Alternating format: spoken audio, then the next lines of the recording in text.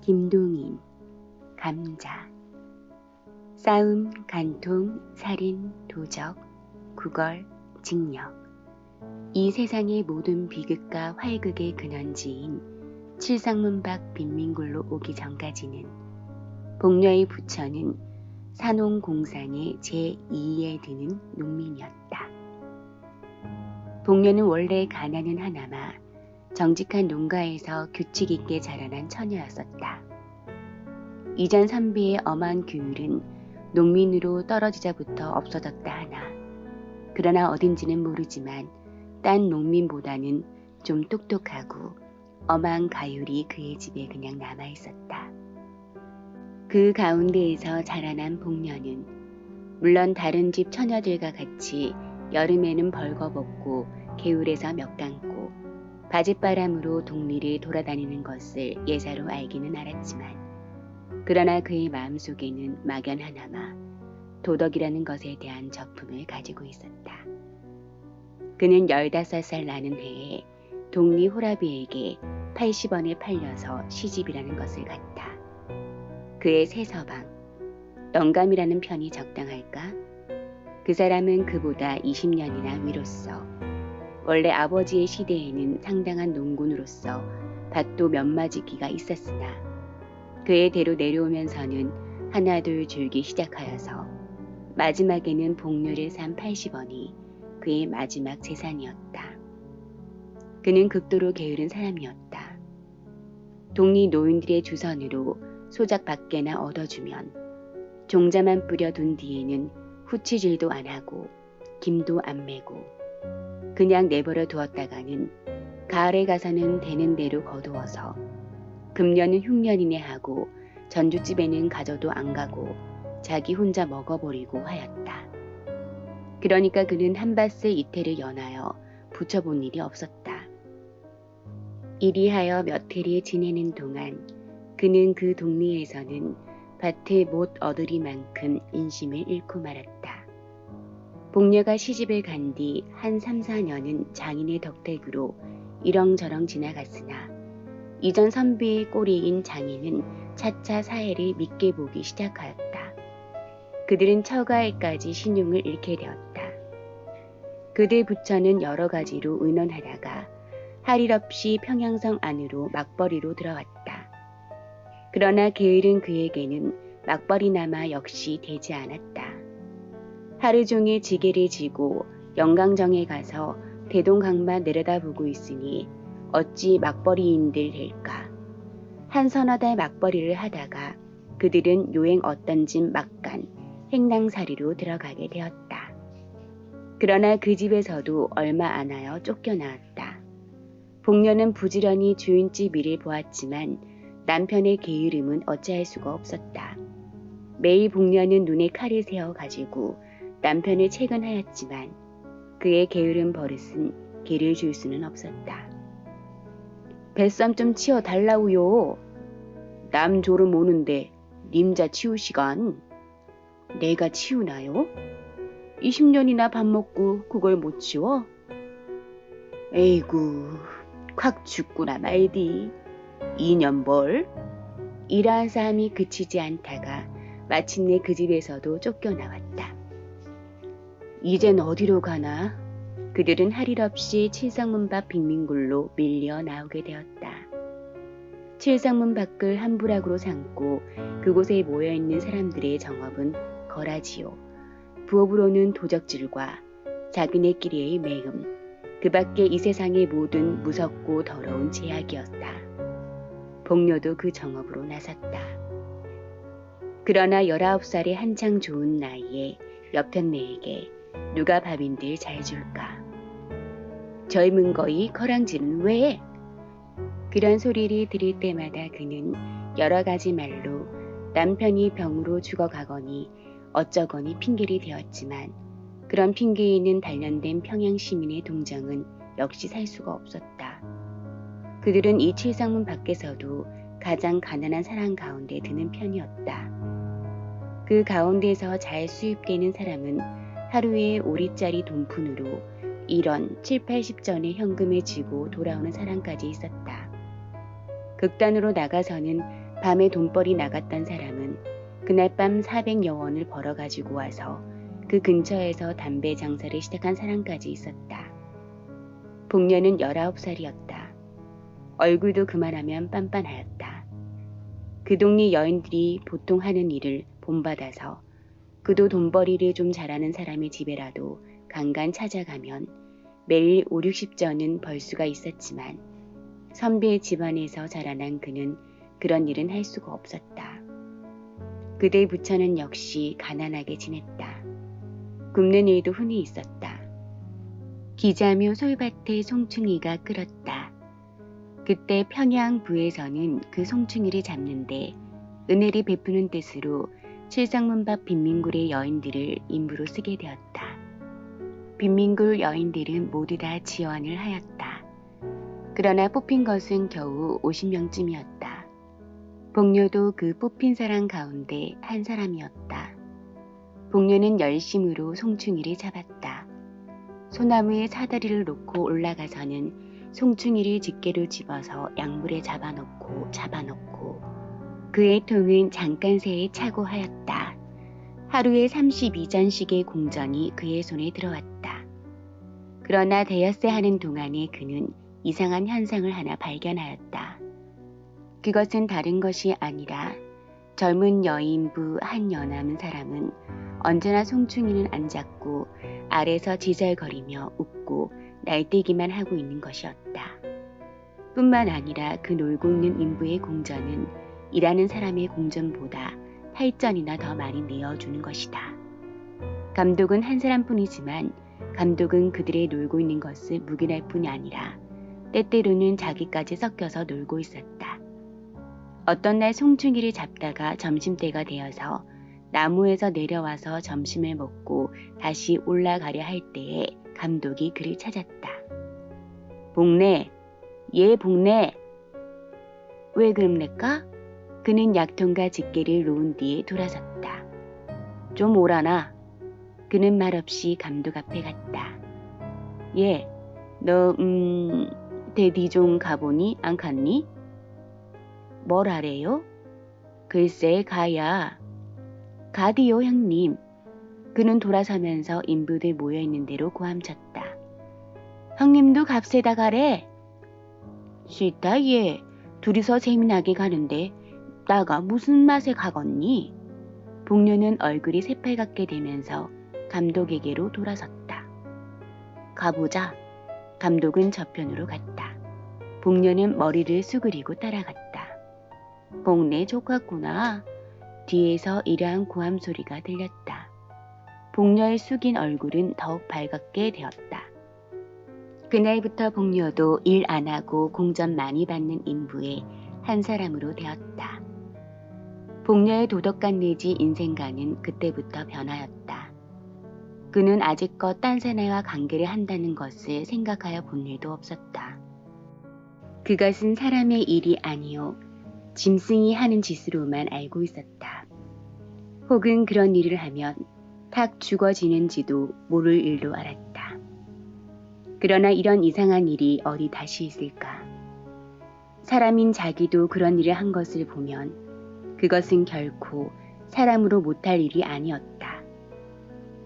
게다가 일 안 하고도 돈 더 받고 긴장된 육회가 있고 빌어먹는 것보다 점잖고 일본 말로 하자면 삼박자 같은 좋은 일은 이것뿐이었다. 이것이야말로 삶의 비결이 아닐까. 뿐만 아니라 이 일이 있은 뒤부터 그는 처음으로 한계의 사람이 된 것 같은 자신까지 얻었다. 그 뒤로부터는 그의 얼굴에는 조금씩 군도 바르게 되었다. 1년이 지났다. 그의 처세의 비결은 더욱더 순탄히 진척되었다. 그의 부처는 이제는 그리 궁하게 지내지는 않게 되었다. 그의 남편은 이것이 결국 좋은 일이라는 듯이 아랫목에 누워서 벌신벌신 웃고 있었다. 복녀의 얼굴은 더욱 이뻐졌다. 여보, 아즈바니, 오늘은 얼마나 벌었소? 복녀는 돈 좀 많이 번 듯한 거라지를 보면 이렇게 찾는다. 오늘은 많이 못 벌었세다. 얼마? 도무지 10서너 냥. 많이 벌었세다가래. 한 댄냥 꺼주소고래. 오늘은 내가 어쩌고 어쩌고 하면 복녀는 곧 뛰어가서 그의 팔에 늘어진다. 나한테 들킨 데매는 끼구야 말아요. 난 원 이 아즈마니 만남은 야단이더라. 자, 깨주디. 그 대신 응? 알아있디? 난 몰라요. 헤헤헤헤. 모름은 안 줄 테야. 글쎄 알았대도 그런다. 그의 성격은 이만큼까지 진보되었다. 가을이 되었다. 칠성문 밖 빈민굴의 여인들은 가을이 되면 칠성문 밖에 있는 중국인의 채마밭에 감자, 고구마며 배추를 도적질하러 밤에 바구니를 가지고 간다. 복녀도 감자깨나 잘 도적질하여 왔다. 어떤 날 밤 그는 감자를 한 바구니 잘 도적질하여 가지고 이젠 돌아오려고 일어설 때에 그의 뒤에 시꺼먼 그림자가 서서 그를 꽉 붙들었다. 보니 그것은 그 밭의 소작이인 중국인 왕서방이 있었다. 복녀는 말도 못하고 멀진 발 아래만 내려다보고 있었다. 우리 집에 가. 왕서방은 이렇게 말하였다. 가재문 가디. 혼 겉도 못 갈까? 복녀는 엉덩이를 한번 획 두른 뒤에 머리를 젖히고 바구니를 저으면서 왕서방을 따라갔다. 1시간쯤 뒤에 그는 왕서방의 집에서 나왔다. 그가 밭고랑에서 길로 들어서려 할 때에 문득 뒤에서 누가 그를 찾았다. 복내 아니야? 복녀는 획 돌아서 보았다. 거기는 자기 곁진 여편네가 바구니를 끼고 어두운 밭고랑을 더듬더듬 나오고 있었다. 형님이 되실까? 형님도 들어갔대실까? 님자도 들어갔댔나? 형님은 네 집에, 나? 눅서방네 집에, 님자는? 난 왕서방네. 형님 얼마 받았소? 눅서방네 그 깍쟁이 놈 배추 3팩이. 난 3원 받았디. 복녀는 자랑스러운 듯이 대답하였다. 10분쯤 뒤에 그는 자기 남편과 그 앞에 돈 3원을 내어놓은 뒤에 아까 그 왕서방의 이야기를 하면서 웃고 있었다. 그 뒤부터 왕서방은 무시로 복녀를 찾아왔다. 한참 왕서방이 눈만 멀찐멀찐 앉아있으면 복녀의 남편은 눈치를 채고 밖으로 나간다. 왕서방이 돌아간 뒤에는 그들 부처는 일원 혹은 이원을 가운데 놓고 기뻐하고 하였다. 복녀는 차차 동리 거지들한테 애교를 파는 것을 중지하였다. 왕서방이 분주하여 못 올 때가 있으면 복녀는 스스로 왕서방의 집까지 찾아갈 때도 있었다. 복녀의 부처는 이제 이 빈민굴의 한 부자였었다. 그 겨울도 가고 봄이 이르렀다. 그때 왕서방은 돈 100원으로 어떤 처녀를 하나 마누라로 사오게 되었다. 복녀는 다만 코웃음만 쳤다. 복녀 강짜아갔구만. 동리 여편네들이 이런 말을 하면 복녀는 흥하고 코웃음을 웃고 하였다. 내가 강짜를 해? 그는 늘 힘있게 부인하고 하였다. 그러나 그의 마음에 생기는 검은 그림자는 어찌할 수가 없었다. 이놈 왕서방, 니 두고 보자. 왕서방의 색시를 데리고 오는 날이 가까웠다. 왕서방은 아직껏 자랑하던 기다란 머리를 깎았다. 동시에 그것은 새색시의 의견이라는 소문이 쫙 퍼졌다. 복녀는 역시 코웃음만 쳤다. 마침내 색시가 오는 날이 이르렀다. 칠보 단장의 4인 교를 탄 색시가 칠성문 밖 채마밭 가운데 있는 왕서방의 집에 이르렀다. 밤이 깊도록 왕서방의 집에는 중국인들이 모여서 벼란 악기를 뜯으며 벼랑 곡조로 노래하며 야단하였다. 복녀는 집 모퉁이에 숨어서서 눈에 살기를 떼고 방 안의 동정을 듣고 있었다. 다른 중국인들은 새벽 2시쯤 하여 돌아갔다. 그 돌아가는 것을 보면서 복녀는 왕서방의 집 안에 들어갔다. 복녀의 얼굴에는 분이 하얗게 발려 있었다. 신랑 신부는 놀라서 그를 쳐다보았다. 그것을 무서운 눈으로 흘겨보면서 그는 왕서방에게 가서 팔을 잡고 늘어졌다. 그의 입에서는 이상한 웃음이 흘렀다. 자, 우리 집으로 가요. 왕서방은 아무 말도 못하였다. 눈만 정처 없이 두룩두룩 하였다. 복녀는 다시 한번 왕서방을 흔들었다. 자, 어서. 우리 오늘 밤 일이 있어 못 가. 이른 밤중에 무슨 일? 그래도 우리 일이. 복녀 입에 아직껏 떠돌던 이상한 웃음은 문득 없어졌다. 이까짓것? 그는 발을 들어서 치장한 신부의 머리를 찼다. 자, 가자우 가자우. 왕서방은 와들와들 떨었다. 왕서방은 복녀의 손에 뿌리쳤다. 복녀는 쓰러졌다. 그러나 곧 다시 일어섰다. 그가 다시 일어설 때는 그의 손에는 얼른얼른 하는 낫이 한 자루 들려 있었다. 이 대놈 죽어라 죽어라 이놈.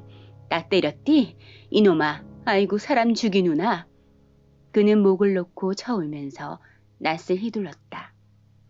칠성문 밖 외딴 밖 가운데 홀로 서 있는 왕서방의 집에서는 일장의 활극이 일어났다. 그러나 그 활극도 곧 잠잠하게 되었다. 복녀의 손에 들려 있던 낫은 어느덧 왕서방의 손으로 넘어가고 복녀는 목으로 피를 쏟으면서 그 자리에 고꾸라져 있었다. 복녀의 송장은 사흘이 지나도록 무덤으로 못 갔다. 왕서방은 몇 번을 복녀의 남편을 찾아갔다. 복녀의 남편도 때때로 왕서방을 찾아갔다. 둘의 새에는 무슨 교섭하는 일이 있었다. 사흘이 지났다. 밤중에 복녀의 시체는 왕서방의 집에서 남편의 집으로 옮겼다. 그리고 그 시체에는 세 사람이 둘러앉았다. 한 사람은 복녀의 남편, 한 사람은 왕서방, 또 한 사람은 어떤 한방의사. 왕서방은 말없이 돈주머니를 꺼내어 10원짜리 지폐석장을 복녀의 남편에게 주었다. 한방의의 손에도 10원짜리 2장이 갔다. 이튿날 복녀는 내일혈로 죽었다는 한방의의 진단으로 공동묘지로 가져갔다. 출전 1925년 1월 조선문단 4